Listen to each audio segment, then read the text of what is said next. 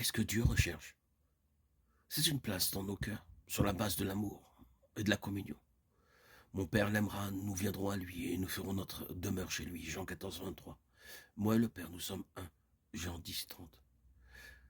C'est cela, la pensée concernant ces noyaux, ces petits lieux, ces deux ou trois qui lui donnent la place. Car là où deux ou trois sont assemblés en mon nom, je suis au milieu d'eux. Matthieu 18, 20. Et je viendrai à vous. Jean 14, 18. C'est la pensée de l'Église dans le Nouveau Testament. Qu'est-ce que l'Église signifie dans la divine pensée? C'est le lieu où Dieu aura une relation d'amour, dans une relation joyeuse, dans une communion parfaite. C'est cela la pensée de l'Église. Ainsi donc, Christ signifiait quelque chose. Il signifiait la venue de Dieu dans ce monde en termes de communion. Et c'est une pensée éternelle. Si nous pouvions nous projeter nous-mêmes dans les âges des âges, dans l'éternité à venir, pour voir l'avenir des choses, la nature des choses et ce qu'elles seront, nous pourrions voir une harmonie parfaite entre Dieu et l'homme, plus harmonieuse que la meilleure des musiques, sans notes discordantes, sans aucune tension, sans aucune ombre ni suspicion, sans aucun dommage.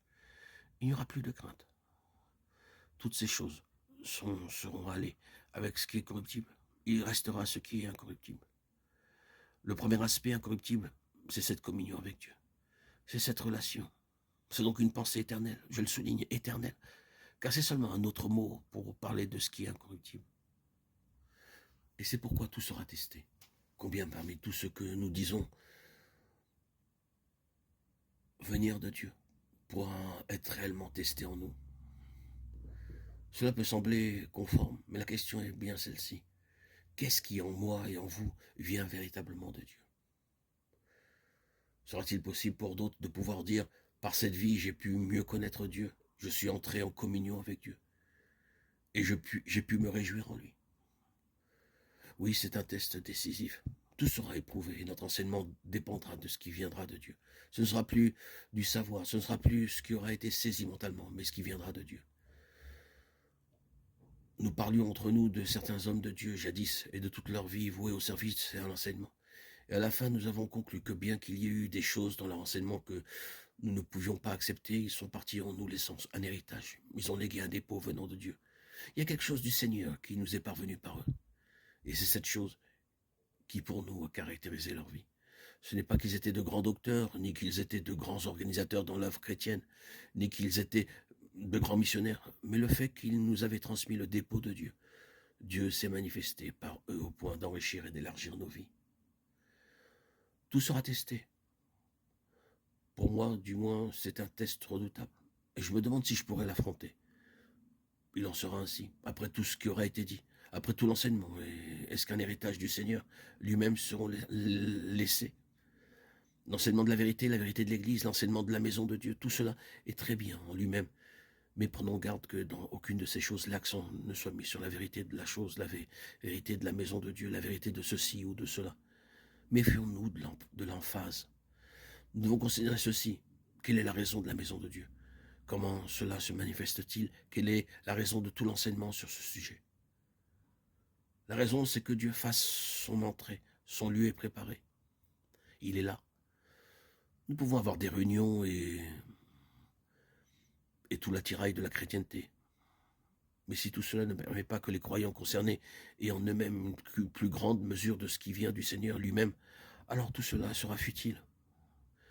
Oui, malgré toute notre précision technique, doctrinale et tout le reste, si le Seigneur n'est pas trouvé là, c'est insensé, c'est sans valeur. Tout doit avoir un rapport avec cette question. Dieu a la place, Dieu est ici, sans aucune restriction. C'est cela, l'élément incorruptible. C'est ce que l'apôtre déclare dans le passage que nous lisons. N'aie donc point honte du témoignage de notre Seigneur. Qu'est-ce que le témoignage de notre Seigneur? Il a annulé la mort et a mis en évidence la vie et l'incorruptibilité par l'évangile. Le témoignage de notre Seigneur, c'est sa vie incorruptible. Le témoignage de sa vie, le témoignage de sa mort et de sa résurrection. Le témoignage de notre Seigneur se trouve dans ce mot, incorruption.